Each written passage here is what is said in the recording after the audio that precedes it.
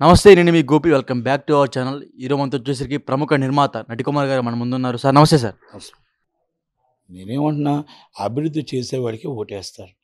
మన రాజధాని ఎక్కడ కట్టాడో చెప్పమనండి, ఓటేయండి. మన రాజధాని ఎంత డెవలపింగ్ చేశాడో చెప్పి ఓటేయండి. మన పోర్టు డెవలపింగ్ విశాఖపట్నం ఎంత డెవలప్ చేశాడో చెప్పి ఓటేయండి. మన స్థలాలన్నీ మన కరెక్ట్గా ఉన్నాయా, మన స్థలాలు మార్కెట్లో పెళ్లి కోసం అమ్ముకుంటే కొంటున్నారా లేదా అనేది అది బాగుంటే ఓటేయండి. బిడ్డకు ఉద్యోగం కోసం తెలంగాణలో ఉద్యోగం కావాలా, బెంగళూరులో ఉద్యోగం కావాలా ఎత్తుక్కునే బదులు ఆంధ్రప్రదేశ్లో ఉద్యోగం దొరుకుతుందంటే ఓటేయండి.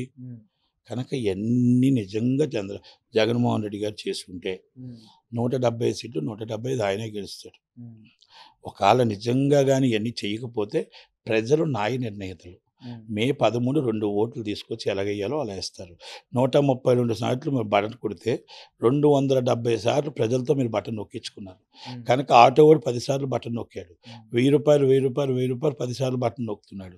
మీరు ఒక్కసారే బటన్ నొక్కుతున్నారు, కానీ వాళ్ళు 10 సార్లు రోజు 10 సార్లు బటన్ నొక్కుతున్నారు. ఎక్కడ మా రాంగ్ రూట్ వెళ్తే రిటర్న్ డబ్బులు ఇవన్నీ చలాన రూపంలో లాగేస్తున్నారు. చెట్టుకి వెళ్తే 10,000. కనుక ఇలాంటి ఎన్ని బటన్లు నొక్కుతున్నారు. ఒక 2 వీలర్ మీరు వేసిన 2 వీలర్కి మీరు మామూలుగా వేస్తే 2 వీలర్లో అక్కడ మొత్తం టోటల్గా రిపేరు. రోడ్లు అంత బాగా ఉన్నాయి. ఏమడితే కాంట్రాక్టర్ డబ్బులు ఇవ్వలేదు అంటున్నాడు. పంచాయతీ ఈవోల నుంచి మొత్తం డిపార్ట్మెంట్ల నుంచి అన్ని లంచాలు అవుతారు. అలాగే మీరు మోటార్లు పెట్టారు. మోటార్ వేయడానికి రైతు వెళ్తే రైతుకి ఏడీ వచ్చి లంచం అడుగుతాడు. మోటార్ కావాలంటే లంచం కావాలి, లంచం కావాలంటే మోటార్ కావాలి. ఆ రైతు ఆ నీళ్ళు ఎండిపోయి అక్కడ కూర్చున్నాడు. ఇలా ఎన్ని ప్రాబ్లమ్స్ ఉన్నాయంటే అన్ని ప్రాబ్లమ్స్ ఉన్నాయి. ఈ చెప్పినవన్నీ నిజాలు, అబద్ధం కాదు.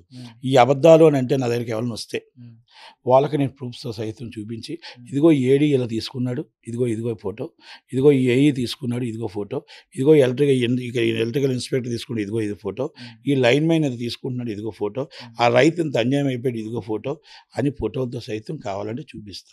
ఇది రాజకీయం కాదు. ఎంఆర్ఓ ఏం తీసుకుంటున్నాడు, ఎంఆర్ఓ క్యాస్ట్ సర్టిఫికేట్ ఏం తీసుకుంటున్నాడు, వాలంటీర్స్ నిజాయితీగా సపోర్ట్ చేస్తున్నారు. Is grateful.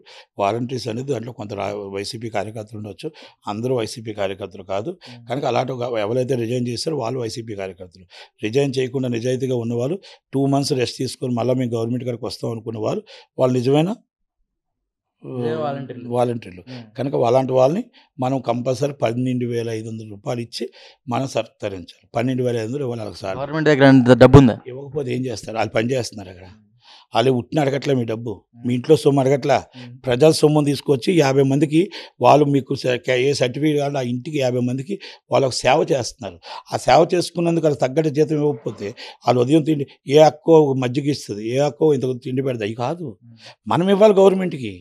12,500 వాళ్ళకి ఎందుకు ఇవ్వకూడదు? వాలంటీర్స్ చంద్రబాబు వచ్చిన ఇవ్వాల్సిందే, జగన్మోహన్ రెడ్డిని ఇవ్వాల్సిందే. రేపు అనౌన్స్ చేయాలి మీటింగులు అనౌన్స్ చేయకపోతే 100% వాలంటీర్ మీరు గౌరవించలేనట్టు లెక్క. ఇద్దరిని మేబీ నిజమైన వాలంటీర్కి జాబ్ క్యాలెండర్ ఇవ్వాలంటే 12,500 స్టార్ట్ చేయండి. ఫస్ట్ జీతం 12,500 and first salary. Admin is 25,000. Government ఎంప్లాయీస్కి శాలరీ ఇవ్వట్లేదు, మళ్ళీ వీళ్ళకి ఎంత ఇస్తారా? గవర్నమెంట్ ఎంప్లాయీస్ సాలరీస్ ఒకటి గవర్నమెంట్ ఎంప్లాయీస్ ఊరుకుంటున్నారా ఏంటి? గవర్నమెంట్ ఎంప్లాయీస్ 1 రోజు 2 రోజులు జీతాలు తీసుకుంటారు కదా. అంటే ఆ పరిస్థితి మనకి ఎందుకు వచ్చింది? మనం ఎంతసేపు అప్పు ఎతుకుతున్నామే తప్ప ఆదాయం ఎతకట్లేదు. ఇంట్లో కూర్చొని సోమారిపోతుగా తింటే మన ఇల్లంతా కూడా అప్పుల పాలు అవుతుంది. అలాగే మన రాష్ట్రం కూడా ఎక్కడ అప్పులు దొరుకుతాయని ఎత్తుక్కుంటూ మనం ఏమి ఆదాయం వనరులు ఎత్తుక్కోకుండా చూస్తే ఆ వనరులన్నీ రాకపోతే కేంద్ర ప్రభుత్వం ఎంత ఇస్తుంది, మనం ఎంత ఇస్తున్నాం, మనం బియ్యం రేట్ ఎంత ఉన్నాయి, ఈ రేట్ ఎంత ఉన్నాయి, ఎన్ని రేట్లు ఎంత ఉన్నాయి, మనం సబ్సిడీలు ఇస్తున్నాం ప్రజలకి, మిడిల్ క్లాస్ వాళ్ళకి ఏం చేస్తున్నాం, వాళ్ళు ఇన్కమ్ ట్యాక్స్ కట్టి మిడిల్ క్లాస్ జాబ్ చేసుకుని మనం ఏం చేస్తున్నాం, వాళ్ళకి ఏమి ఇస్తున్నాం. వాళ్ళు బతుకులు ఆకలితో ఒక పూట ఆకలితో బతుకుతున్నారు మిడిల్ క్లాస్ వాళ్ళు. అందరూ ఎంతసేపు ఎస్సీ ఎస్టీ బీసీ మైనార్టీలు బలహీన వర్గాలంటే మిడిల్ క్లాస్ ఏమవుతారు? ఫ్యామిలీస్ 20,000 జీతగాడు ఏమవుతాడు? 40,000 రూపాయలు ఈరోజు అవుతుంది. బాడీలు ఎంత ఉన్నాయి? మీరు ఇల్లులు అన్నారు, ఇల్లులు ఇచ్చారా? డబుల్ బెడ్రూమ్ 48 గజాలు అన్నారు. కొండపోయి తీసుకెళ్ళి కింద ఎక్కి పైన దిగే లోపల హాఫ్ డే అవుతుంది. నిజంగా డబుల్ బెడ్రూమ్లు ఇచ్చి ఉంటే, నిజంగా మీరు 48 గజాలు ఇచ్చి ఉంటే, నిజంగా సశ్యామలంగా మీరు అన్నీ ఇచ్చి ఉంటే ఆ అక్క తమ్ముడు అన్న మీకు ఓటేస్తారు. లేకపోతే ప్రతిపక్షానికి వేసి చంద్రబాబు నాయుడు గారిని గెలిపించుకుంటారు.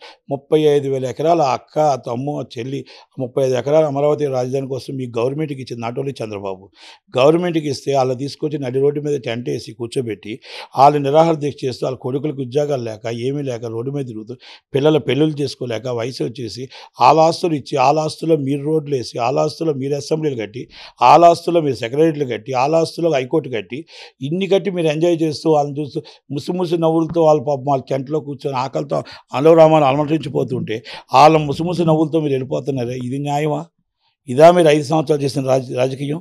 ఇదా మన రాజకీయం? ఇదా కక్ష రాజకీయాలు? కనుక అమరావతి రాజధాని ఆ ప్రజలు బాగుండాలి, వాళ్ళందరూ బాగుండాలి, వాళ్ళందరికీ 10 కాలాల పాటు చల్లగా ఉండాలి, వాళ్ళందరికీ కూడా మొత్తం రాజధాని అమరావతి అవ్వాలి. అమరావతి రాజధాని రైతులు ఎవరైతే ఉన్నారో వాళ్ళందరూ బాగుండి వాళ్ళ పిల్లల పెళ్ళిళ్ళు అవ్వాలి, వాళ్ళకు ఉద్యోగాలు రావాలి, వాళ్ళ డబ్బులు ఏదైతే వాళ్ళకున్న ల్యాండ్ వాళ్ళు అమ్ముకొని వాళ్ళకి డబ్బులు వచ్చే విధంగా చేయాలి తప్ప వాళ్ళకు మనం కక్ష సాధింపు చర్యలు చేయకూడదు. ఆర్కే రామకృష్ణారెడ్డి దాంట్లో ఒడవల్లి శ్రీదేవి గారు ఆ నియోజకవర్గాలు ఉంటాయి. ఒడవల్లి శ్రీదేవి గారి పరిస్థితి ఈరోజు ఏంటి? తాడికొండ మంగళగిరి మురకొండ శ్రీదేవి గారికి సీట్ లేదు, రామకృష్ణారెడ్డికి సీట్ లేదు. ఎందుకంటే వాళ్ళిద్దరూ డిపాజిట్లు గల్లంత అయిపోతారు. ఎందుకంటే వాళ్ళు అక్కడ అమరావతికి చేసిన అంత అన్యాయం ఉంది, అరాచకం ఉంది. ఆయన బిల్స్ రాలేదని కాంగ్రెస్కి వచ్చాడు, బిల్స్ వచ్చాయని చెప్పి మళ్ళీ వైసీపీకి వెళ్ళిపోయాడు. ఇలాంటి మారాఠీని నమ్ముతారా? సుప్రీంకోర్టులో పిటిషన్ వేసాడు ఓటుకు నోటు కేసులో చేయమని. ఇంక ఇక్కడ వేసాడు, అక్కడ వేసాడు. ఇస్ బ్లాక్ మెయిలింగ్ చేసి మళ్ళీ జగన్మోహన్ రెడ్డి గారి దగ్గరికి వెళ్ళి ఆ బిల్స్ అయ్యి వాళ్ళ బావగారి ద్వారా రప్పించుకున్నాడు, అన్నీ అయిపోయాయి. ఇవన్నీ నేను ఎందుకు చెప్తున్నానంటే మామూలు వేమిరెడ్డి ప్రభాకర్ రెడ్డి గారితో ఎవరితో అయోధ్య రామరెడ్డి వాళ్ళంతా అన్నదమ్ములే, వాళ్ళంతా రిలేషన్సే. ఇవన్నీ నేను ఎందుకు చెప్తున్నానంటే నిజాయితీ రాజకీయం చేయండి. నిజంగా మీకు అన్నీ పనిచేసి ఉంటే మీరు ఇంట్లో కూర్చున్న ఓటేస్తారు.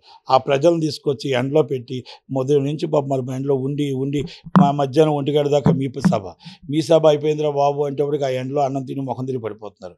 ఆ మళ్ళా లెగిసిన వెంటనే మళ్ళీ చంద్రబాబు సభ అయిన వెంటనే పవన్ కళ్యాణ్ సభ అయిన వెంటనే బీజేపీ సభ అయిన వెంటనే శరభ్నం సభ. ఈ 5 సభల్లో మీరు ఏం చెప్తున్నారు? మళ్ళీ యూట్యూబ్లో వస్తున్నాయి, మీరు ఏం చెప్తున్నారు? టీవీలో వస్తున్నాయి. మళ్ళీ అక్కడికి వచ్చి చెప్పడం ఎందుకు? ఆ ప్రజలను రప్పించడం ఎందుకు?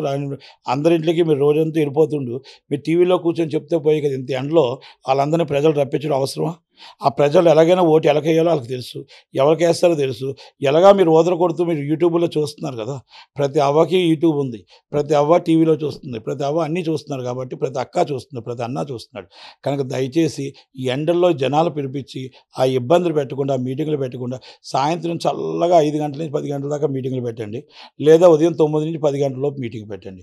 దయచేసి మధ్యలో మాత్రం ప్రజలను ఇబ్బంది పెట్టకూడదు అని నా మనవి.